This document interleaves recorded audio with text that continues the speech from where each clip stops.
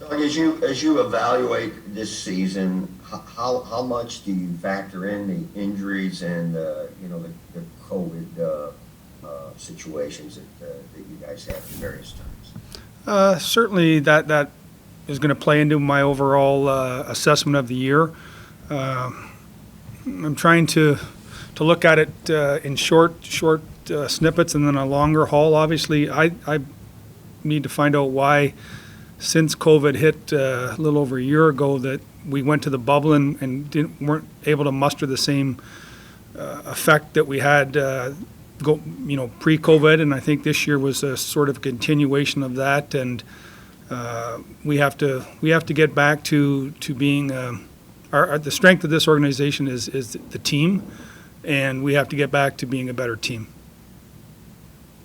Do you think the Stanley Cup window, that you have the pieces to still, is it still open? Do you still consider yourself a cup contender? Well, I think when we brought in those players a couple of years ago, we said we thought we had potentially a 5-year window. That's year 3 of it, so I do think it's open.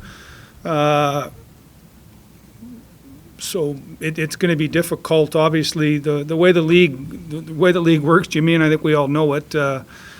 Over the last decade, this group has averaged a little over 103 points a season, which is commendable. And in that last decade, Colorado's had 4 top 4 picks and I think 6 top 10 picks. So they're primed and they're going to be good for a while. I think you look at the Toronto Maple Leafs. You look at their team right today. With the number of top 5 picks, they're going to be good for a while. So the way that we have to be good is, as I said, team and pack mentality, and we'll have to assess how we can get better under that format. We don't have an answer internally for McKinnon or McDavid or Crosby or Ovechkin. These guys are our number 1 overall picks or top picks, and the way that we have to build our team and the way we have to continue to do it is by believing in each other, supporting each other, and understanding that individually we can't get it done. We have to do it as a group. Army, every year brings change. Every offseason does. How much change are you anticipating this offseason? And obviously, a guy like Jaden Schwartz is on the forefront of a lot of people's minds when it comes to free agency. Do you see him coming back? Well, I think this will be an active year, not only potentially here in St. Louis, but around the league. Anytime you have expansion, you have teams trying to do what's best for them, whether it's not exposing players to Seattle, making trades in which they feel they're in a better spot, or just giving Seattle a list of players, and then a flat cap for the foreseeable future. So I think it's going to be an interesting summer. Well, there'll be a lot of change. Time is going to tell. I think Schwartz is a player that we talked to last before the season, and he was very adamant that he was comfortable waiting, and I understood that too. He was going through a lot of things personally, and now we have until the end of July to figure out if this relationship is going to continue. Craig was just talking about the defense, and he included the forwards just wasn't as good as it's been in the past. Can you look at that situation and say if you have a healthy Parayko for 56, maybe it's different? Just how do you assess the D this year? Well, I think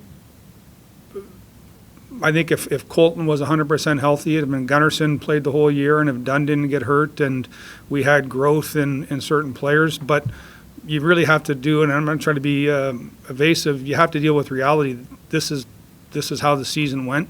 Players got hurt, and I would say overall our defense was not to the standard that we've had in the past, and we'll have to either address that thinking that health alone will fix that, or maturity of younger players will fix that, or a combination of new players coming in will help fix that. But it's I certainly understand the question, JR, but it's hard to formulate an idea of what might have been if certain things had have happened. Now that Torey Krug has a season under his belt with St. Louis, can you describe how he fits in with the Blues? And obviously the power play was really good during the regular season. Well, the power play got good at the end. It wasn't very good for half the year. So, Sure. So, that's Torey's game. And I think one of the things when to fill off what JR was talking about, when you have injuries, players get extended to areas that they haven't done in the past. And I think Torey was plus 10 or 11 this year, maybe as high as plus minus. So I think he did a lot of good things defending-wise that he hadn't had to do before, and I think the extended ice time probably hurt his 5-on-5 play or his power play. But with that being said, I think coming into a new organization in the format that he had to come in, his wife and family not really being able to connect with the other people in the community on the team. It was a trying year for people coming in, and that's not only for Torey, that's for everyone that switched teams. But I think that he has a good future here based on his past his history. And then also, we follow up on that is you look at him primed for a good second year with St. Louis. We saw Falk have an okay year the first year, and you could argue had a really good year the second year. Can you describe Falk's growth in your sweater, if you will? Yeah, I will. I think that, when in the 3 or 4 days that I've had, I look back, and if I start with myself and the coaches and the players, just looking at that group, there's 3 people that I think if they have the same season they had this year, next year, we're going to be happy, and that's Falk, that's Perron, and that's O'Reilly. I think the rest of us, starting with myself and the coaches and the rest of the players, we have to find a different level. We have to, some of us have to get a lot better, and some of us have to get 1 or 2% better. But it's amazing if everyone gets a little bit better, what that effect will have on the entire group. But just with Falk, I think Falk came in. He's a proud player. He has a good pedigree of being a top player. I think that he commanded the respect of his teammates with his play, and this is the player that we thought we had traded for, and this is the player we expect moving forward. Greg, what did you think of Tarasenko's season, and is it possible that do you think he can approach after all the shoulder surgeries, his past level of play? Yeah, I think that the season when he got back in, it was going to be a work in progress for the year. Vladdy's a tremendous competitor. He worked extremely hard off the ice to get ready, but it's still extended amount of time off, and we saw flashes of a 25-year-old Vladdy Tarasenko, and I know he's going to put the work in, and but like any player at his age, or you always have to evolve, and your game has to change to stay current, and not just Vladdy, but a lot of guys are going to have to evolve their game to today's NHL. But I respect Vladdy. I know he works hard, and he's a good human being and a good person. I know he wants the best, and part of it going over the World Championship shows his love and passion for hockey. He wants to play. Why do you think it took Mike Hoffman so long to settle in on a role here? And did that frustrate you at times? And what do you see for his future? Could you see him having a future here in St. Louis? I could. I certainly want to sit and take some time and talk to our entire staff. Like Mike he's a goal scorer, and I think he was certainly in the top portion of our team in points. When we needed goals, when our season was on the brink, I thought he stepped up and played. It's that communication and bonding that he had that takes time with coaches and teammates, and sometimes you think you say, okay, I see, you envision this player working with that guy, and it doesn't work out that way. What I was really impressed with Mike, though, was that he hung in there, he battled, he worked, he waited for his opportunity, and then he produced it. What we asked him to do, he produced. As far as Tyler Bozak, are you interested in bringing him back at the right price? Yeah, I think Bozy's a good pro. I haven't got into the minutia yet on who's coming back, who's not coming back. I'm going to work with my management staff to get their assessment of our group as a whole. Then we'll do individual players. I'll get some input from the coaches on their thought on the players, and then we'll make a plan. But Bozy's a good pro, and I've enjoyed him for 3 years, and if it works out, that would be great. Going back to Parayko for a second, have you gotten past the point, because he looked so good down the stretch, have you gotten past the point of the potential of surgery? Is it now just a matter of rest and rehab? Yeah, I'm certainly going to leave that to Colton and the doctors to find out what's best, but I know he was able to come back and play, and we had to rest him I don't know, rest is the wrong term. We had to give him the ability to get strong as regardless of how we were playing on the ice. And I think you just see he's such a dominant player with his skating, his size. The offense wasn't there. That I think a lot of that is related to maybe his injury. And so I'm hoping there's no surgery involved for him. Again, once the season's over and I think you let your body settle down, it'll tell you what it needs. And but right now, I think that he's just going to be able to continue the rehab and get back to work. Is Colton's ceiling what we saw during the Stanley Cup playoffs in 2019? Can you describe just how good he can be when he's on? Colton Parayko. Yeah, I think he's a top defender. I think we saw it in the World Cup at 16 with he was on the Young Guns team, and the offense hasn't been there to maybe what we envisioned earlier, and but he's still a great 200-foot player, and to score in this league, you got to play in the power play, and he doesn't play in the power play, so not many top point producing players get that just 5-on-5. So his job is a 200-foot player that's asked to play two-way and take a strong defending role, and I think he's one of the best in the game doing that. Army, you've had a lot of years where you've gone in saying we need to get a top six forward. When you look at your group, it would appear that where you need help is really the bottom six issue based on the performance of your third and fourth lines. Is that fair to think that you need more tweaks on the bottom six and the top? Well, I think Sundqvist is a big loss in that group. There hasn't really been a lot of turnover, quite honestly, there, except for Steiner.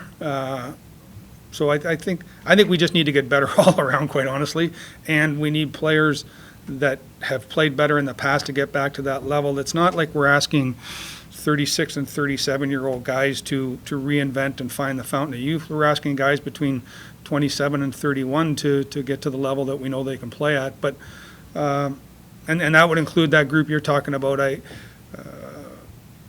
If we can add a different player into that mix, maybe it makes a difference. But we've seen a lot of those guys do that and have success. And I think we're going to have internal growth.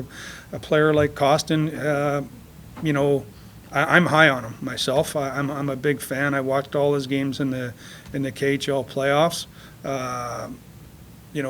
Neighbors had a good year. It's a difficult league for a 19-year-old. Torpachenko played good. So there has to be competition inside to push these guys. And as I said, when I sit down and do the end-of-year assessment with our management staff and then our coaching staff, we'll see if we have those answers inside or we need to go outside. Craig, I don't think you can underplay losing Perron right at the start of the playoffs. Is it puzzling to you that you had 3 vaccinated guys that said they were vaccinated turn up positive? I mean, the odds of that have to be pretty low. New York Yankee-ish. Yeah. It's not something that quite honestly, I thought was going to happen. I thought that, like everybody else, you follow the news and you see the vaccinated people and society's opening up and masks aren't necessary and people are going to restaurants, and then we got hit with it. And I think it's the psychological of losing a player like Perron. And then there's also that psychological factor of, well, how and why did Walker and Wallman get it as vaccinated people, and then so it plays with your mind a little bit. I think it played with our mind a little bit when Vladdy and Benner had the tests in Colorado. But it is what it is. I guess if I wanted to sit here and find excuses why we didn't perform to our level, we could. But nobody really cares. You are what you are. You are what your record says you are, and we were 0-4. The Canadians didn't start till May the 20th. Perron said something interesting. He was hoping that maybe if they could even have pushed it back 3 or 4 days, the Blues start, and maybe he wouldn't be ready for the start of the season, but maybe he would have got in a couple games. Was that possible? I mean, wouldn't the league try to give you guys the best chance to field as close to your best team as possible? No. They're and again, I didn't expect them to. They have a business to run. They want this to end as on schedule. And we were told that if you get a COVID case and it's not it's not something that's, running through your whole organization. But I think the reality is that you just have to push and deal with it. I never expected them to push the season back or the playoffs back, So, no, I wasn't surprised, or did I expect it? Doug, is there going to be a different challenge for you this summer with trying to add from the outside, dealing with the flat cap, and knowing now you have to deal with the expansion draft this year? There's going to be a different challenge, but it's going to be a challenge we're all going to deal with. It's talking, I think, to Mr. Stillman and Chris Zimmerman on when they think the revenues might catch up to the people they're talking to, how long the cap's going to be flat. Are players going to want to go short and then get on the gravy train when it starts to grow, or are they going to want to maximize now and just understand that they might get left behind if the cap grows or when the cap grows? So it's going to be a balancing act with expansion, with the flat cap. So yeah, I think every year has its challenges, and you just sort of, they deal you the cards, you pick them up, and you start to play. Greg, are there any What's off-season injuries planned? Any off-season surgeries planned, Doug? Not that I've talked to the trainers about. Not that I'm aware of as of yet. Not saying that won't happen, but nothing I'm aware of. All right, and besides Tarasenko, Walman is there anyone? and Mikkola? Sorry, guys, you're bouncing off each other. Go ahead, Andy. Did Walman and Mikkola, did they show you enough to have you pencil them into your top six heading into next season? Like, what are your thoughts on their development and growth they showed? I'm not sure top six, but I think they're going to be in our top 7 or 8 that are going to compete for that job. Again, expansion is going to play into this on, who we lose. We're going to lose somebody, so that's a fact. So I thought they played well. I really like Mikkola's competitiveness. I thought in the game when we lost Bortuzzo and Falk, he showed his willingness to be a gamer, jump in on the play, try and make some things happen offensively. Wallman's got great feet. I really felt for him because he was a guy that, with Colorado's speed, I think could have had a positive effect for us. So they both had good years, growing years, and we gotta continue to expand their game over the summer and get them ready for camp.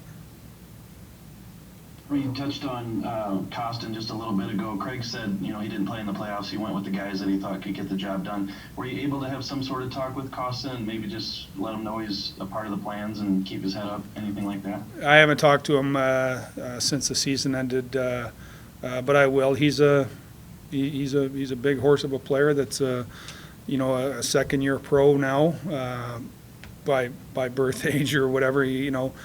Going into the last year of his entry-level deal, and he's got size, he's got power. I saw him make a couple of plays in the game that he played. Nice. He had a good scoring chance. I think his first shift, he made a nice pass on a play, on a goal. So there's some positive things there that we're going to have to push along, and you have to have young players to have success in this league, and I'm excited about his play. Greg, do you think you need to be better in that front on both ends of the ice? Yeah, I do. I think that we weren't maybe as you either have to be physically competitive or you have to tie up sticks defensively. And I thought what we did this year, we took up space, but didn't take up sticks. And you saw that in through that whole Colorado series, a number of deflections. So Van Ryan and the defensemen have to come up with a plan to either front those and block those more or tie up sticks, because those are impossible saves for the goalie once you do neither. And how about the other end of the ice? Yeah, I think you have to go to that area to score goals in the NHL. There's no question. Hoffman, Tarasenko, there's few players that can score from distance. You have to go into the paint to score, and I think one of the areas where we need to improve is our desire to go in there and not be half committed. We didn't make it I thought Colorado made it a lot more difficult on Binnington to see pucks than we made it on the Avalanche goaltenders, and that's an area that we're going to have to improve. Doug, I apologize. I think I called you Craig there, but That's I'm all right. losing my mind. That's But all right. Do you think that they? It sounds like from what you're saying, you guys just maybe need a little bit of a retool, not a rebuild. Is that a correct interpretation? Well, Jimmy, a rebuild, like I guess define rebuild and trade everybody and pick in the top 4 or 5 for 5 or 6 years. I don't think anyone has the appetite for that today. But then I just need to sit down with the ownership group, Mr. Stillman,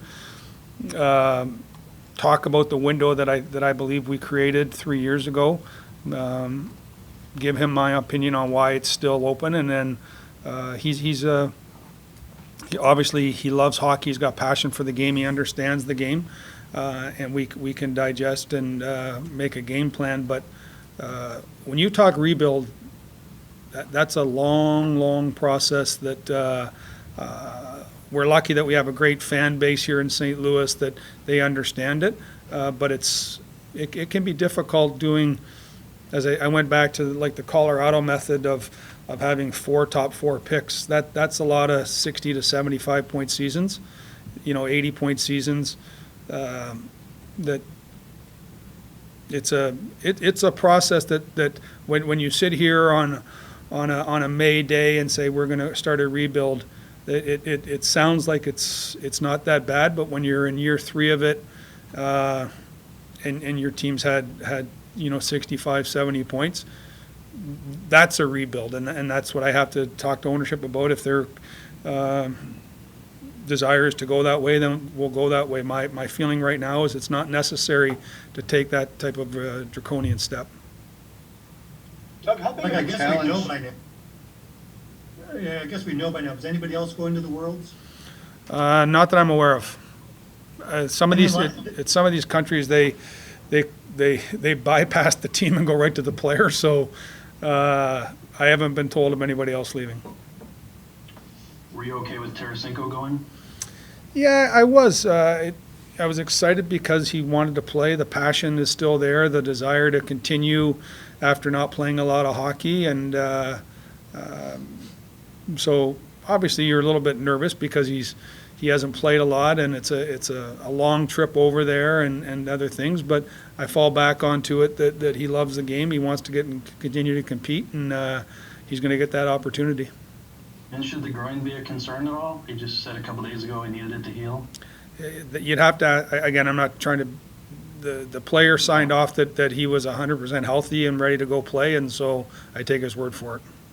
Okay, thanks. This is our first time talking to you after that situation in Colorado where Binnington and Tarasenko tested positive and missed the morning skate before a playoff game. Can you just describe what that was like for you and the staff, and just how crazy it was and how that affected the flow of everything? Well, I was getting those updates about 4:30 to 5 every morning on the previous day's COVID tests, and so I got that one, and I actually thought they were both going to be positive just based on we had 3 other guys. So like the first 3 I thought were going to be negative because no one was getting COVID, and then these 2 I thought were going to be positive because that just seemed to be the way our team was going at that point. And then I talked to Bill Daly, and he said that there could be a tainted lab issue. There was obviously Vegas, I think, had a number of people in management and players, and then then the NBA had people too. So that gave us a little glimmer of hope. I talked to the players. We ran a test. We took it right to a lab there in Denver, and they were cleared by 1 o'clock. So it was a hectic 5 or 6 hours. I felt bad for the players because no one ever wants to wake up and then turn your phone on and say it's the GM or the trainer, give me a call ASAP. And then their minds start working on, okay, how did I get this? What's going on? And then you try and calm them down, or not calm them down, but you try and tell them that there could be another false positive, and you just work through it. But it was a hectic, 6 hours. Doug, what's been your biggest challenge building this roster the way it is when you talked about teams like Colorado having so many top-end picks and some of those teams. What's been your biggest challenge to build this roster the way it is with lower-end first-round picks, some lower, draft choices, second, third, fourth rounds, and building through free agency? Well, you have to rely on your character of your team. That's how we stayed competitive. That's how we're going to stay competitive. Is bringing in the right people that are willing to sacrifice for the guy beside them. Just the little nuances of the game, putting people in good position when you leave the ice, when they come on the ice. Being a good teammate, not, even though you might not get the ice that you want, is supporting the guy that gets it. So that's and we have to be way better at home too. Our home record, it was nowhere near good enough. Nowhere near good enough. So, the special teams have to improve. The power play did at the end. The penalty kill stayed consistently near the bottom. I think if you go through the first round, if you add our power play and penalty kill, that might be the weakest in the league.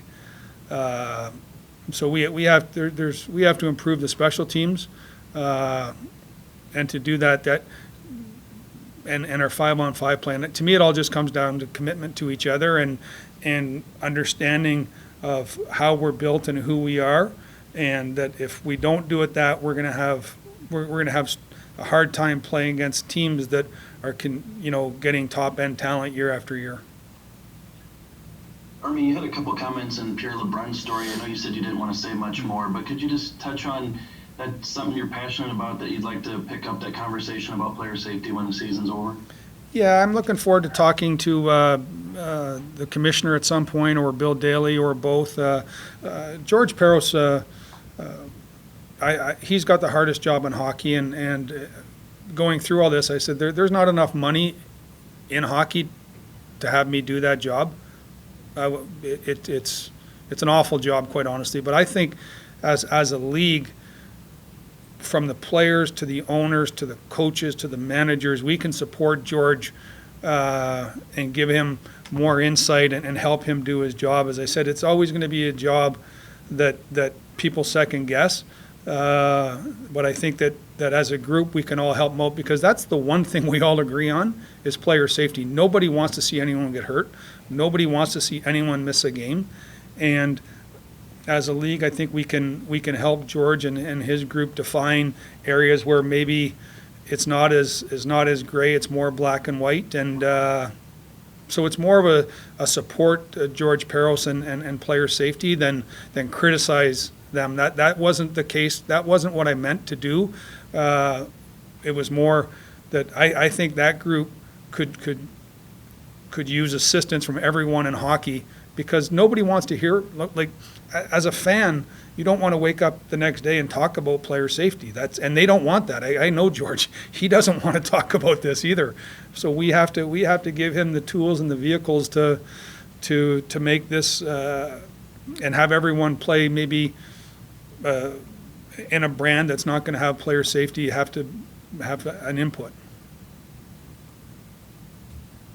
Doug, did you guys get to the 85% mark on vaccinations? I think so, yeah.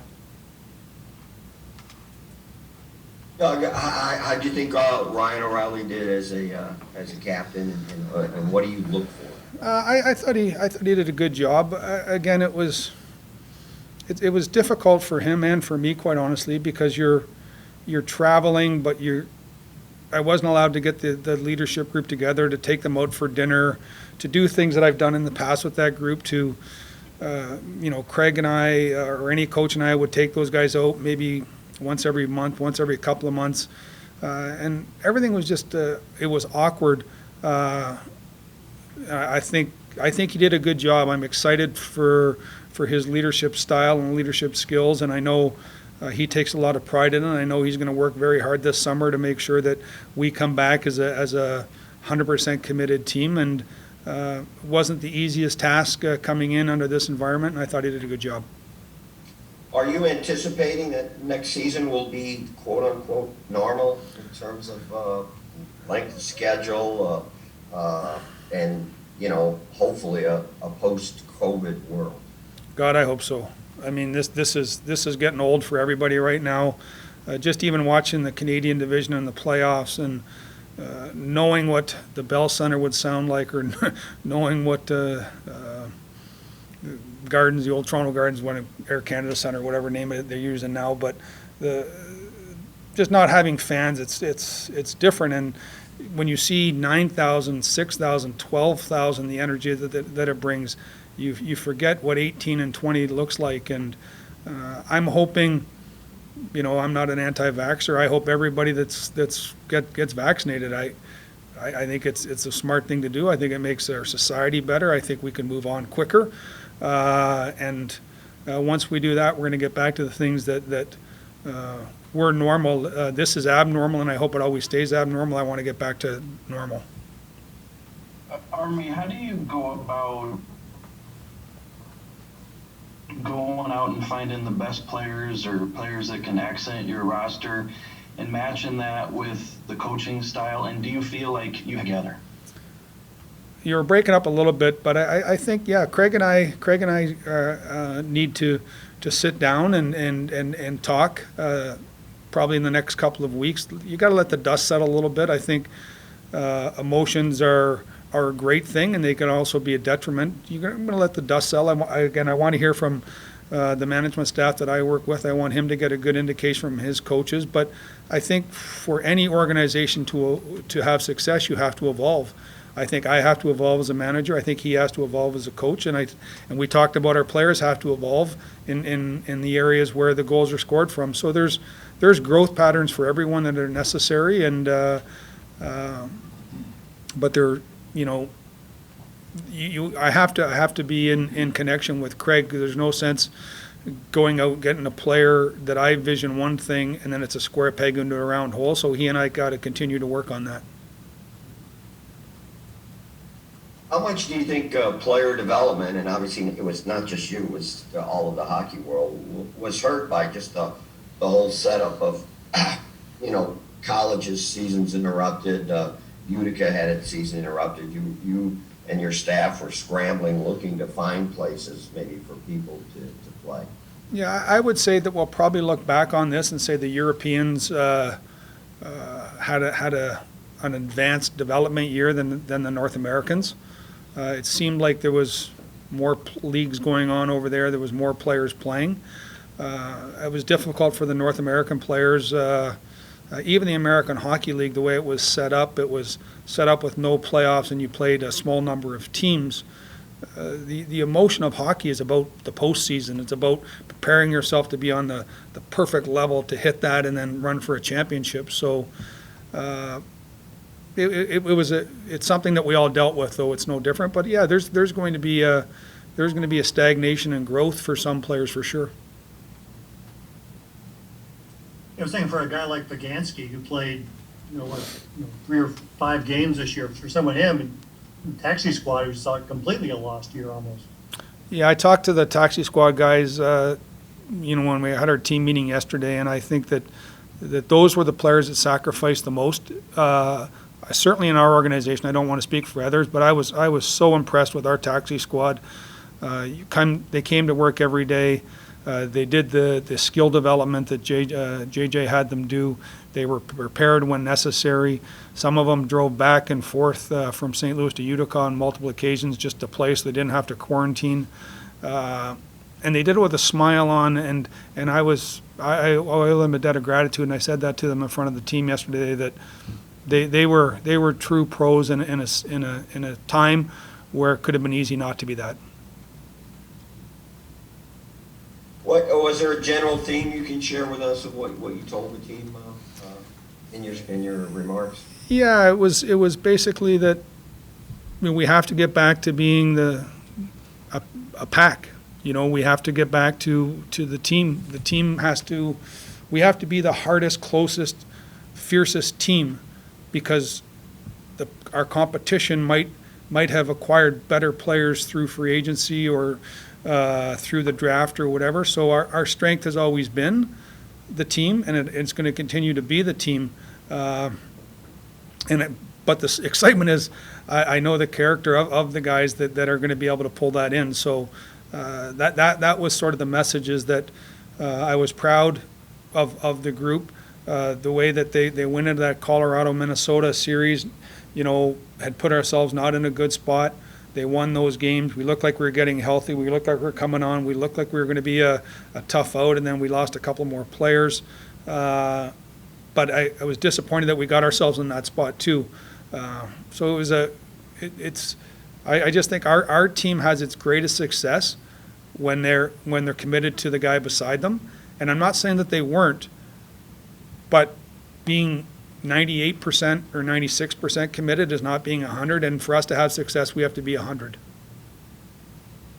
Doug, do you The expect your- inability to have, for players to go out to dinner on the road or even at home because of COVID, that had to impede that team process, didn't it? Well, I think it did, but again, it's not like we were the only organization that were dealing with these issues. But I think we talked about Kruger and not being able to get his family acclimated into our organization. Clifford's not having their family acclimated into the organization. And there's little things that this group has done, and it really, quite honestly, it starts with the alumni, and it's been the staple of the St. Louis Blues Hockey Club and the community, is that they welcome these people in with open arms and make them feel great about their choice to come to St. Louis. And I think our community can't wait to do that again, not only for us, but for the Cardinals. Like, the St. Louis is about community. This team is about community, and it's about having pride in St. Louis, and it's very difficult to do that when you can't connect with your friends and your fans, and that's why I say I'm really hoping that we can get back to it when they come back for training camp, that they're able to have barbecues, and we're able to take them out golfing, and we're able to do lots of things that we couldn't do to expedite why we believe and trust and love each other so much, and that's how we're going to have success. Doug, do you expect your coaching staff to remain intact moving forward, or is there anything there that possibly needs to be addressed? No, Craig and I are going to talk about that. Again, I think we all need to improve, and I don't sense that Craig has an issue with any of his staff. Again, I haven't sat and talked to him about that yet. Again, there's really no rush. I think we have young coaches that are getting better, getting stronger, but we do have to get our special teams better. Our 5-on-5 has to be better, and I have to sit with Craig and find out how we continue to develop our younger players so they can have a great impact on our team quickly, and how we fix some of the areas in which weren't up to par this year.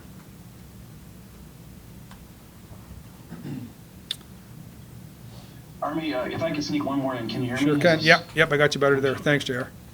Hey, I don't know if you heard David Prine yesterday, but he said if he's gonna sign a deal that's gonna take him to the end of his career, it's gonna have to be an 8-year deal.